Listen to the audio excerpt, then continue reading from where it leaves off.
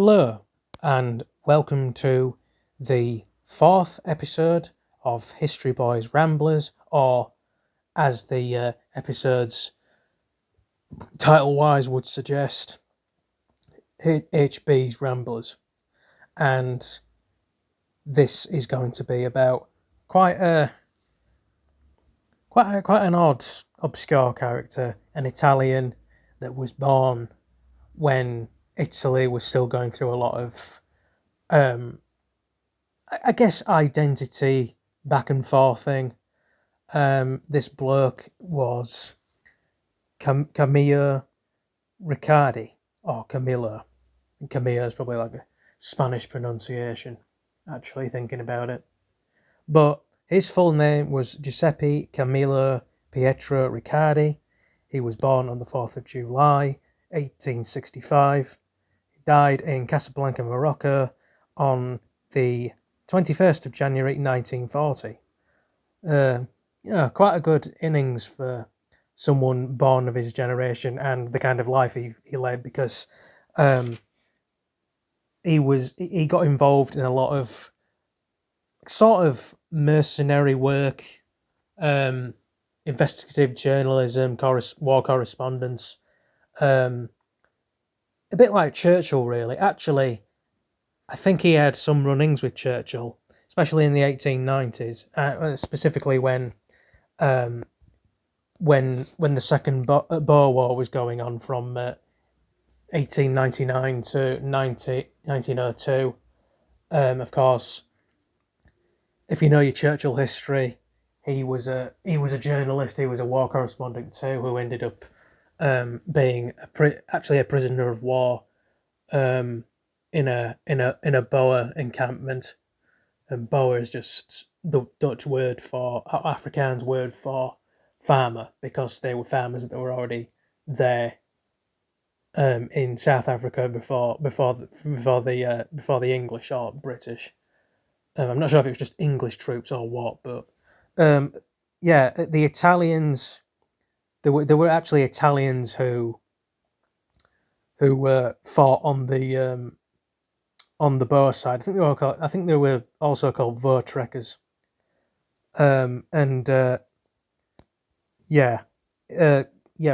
Riccardi founded from the Italians that were already there the Italian Volunteer Legion during the Boer War, and they fought on the Orange Free State Transvaal Republic and the Cape Boers. He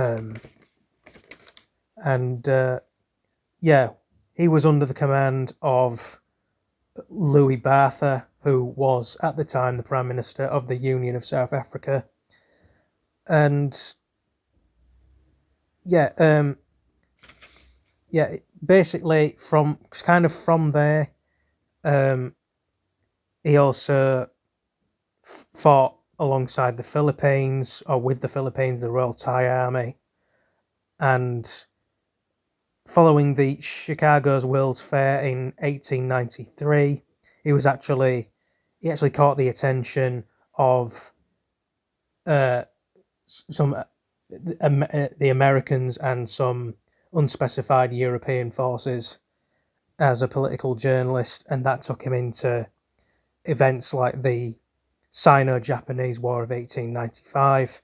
That's basically one of the many China versus Japan battles that kind of technically went on into 1936 with the Nanjing thing. And the Chinese were going through a lot too, actually, like Italy, with the political stuff and who was vying for control over what. Like, if the Chinese weren't fighting the Japanese, then they were fighting the Germans and Great Britain for something, and working out trade deals and all the rest of it with them. And then the Japanese were fighting, oddly enough, the Russians, in the early 1900s, the Russo-Japanese War, that kind of stuff. I don't really know why they fought, to be honest. I can't remember why. Some kind of territory, provincial thing. But yeah, also his work as a political journalist and war correspondent took him into the Battle of Adwa in 1896, which was a battle to do with it was basically the Italians versus the Ethiopians, and I mean, some history buffs out there might know that you know people like Benito Mussolini years later took control of places like Syria and Somalia. They were like uh, under Italian occupation. The same went for Ethiopia, and at the end of that war, um, there was actually a partition, which was quite interesting to read about because when you think partition, you think like partition of India from Britain, and you know um, Pakistan from India and Bangladesh from Pakistan, that kind of thing. But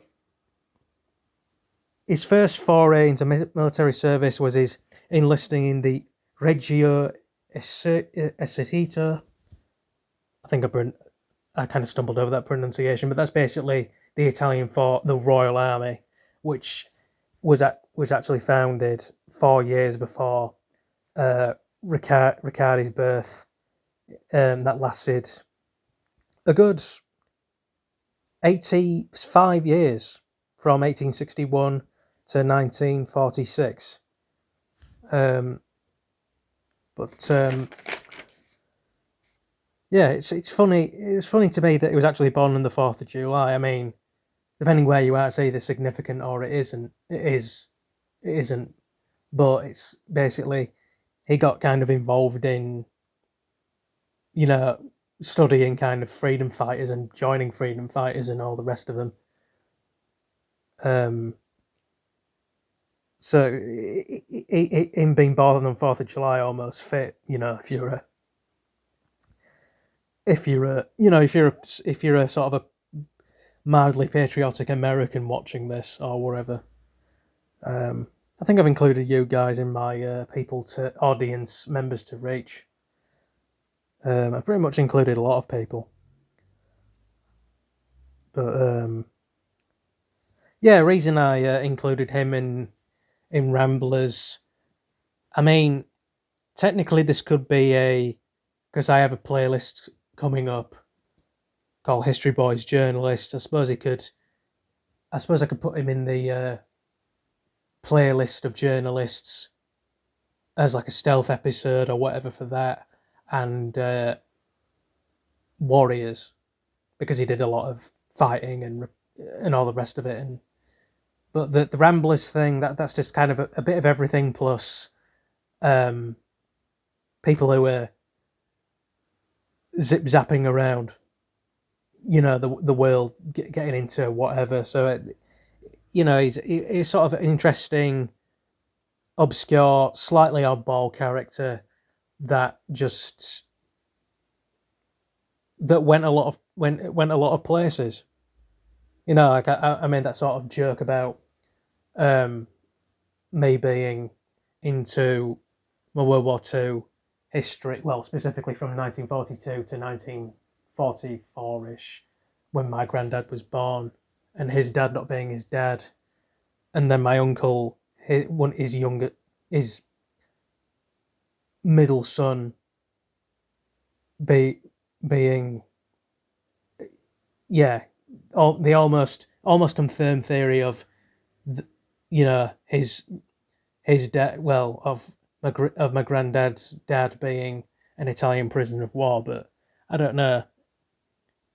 Some part of me thinks it's probably more likely to be, I don't know, an ethnic Italian from South Africa for all I know, because they've been in that country for a lot longer than I thought. Like I thought they were mainly in there from post World War One to, and then more Italians were there in Cape Town or East London. There's an East London in South Africa, I think. Um, where after World War II kind of thing, who wanted to kind of leave behind the whole fascist Italy Mussolini mess. But not really much else to say on Camillo Ricchiardi, other than he most likely, and I'll put the sources in, of course, like I normally do. He had some runnings with Winston Churchill. That sounds actually like a good basis for a TV series, actually. Don't any of you nick the idea? If anyone's actually not beating me to it by some obscure, thing. But I'll stop rambling now and end the episode there. And, I'm getting better at my editing slowly. It's just a matter of being asked and finding the right platform. Yeah. Somehow, one day, whatever, I'll probably get YouCut to try and sponsor me. God knows how I'm going to do that. Maybe I'll have to go premium first and use their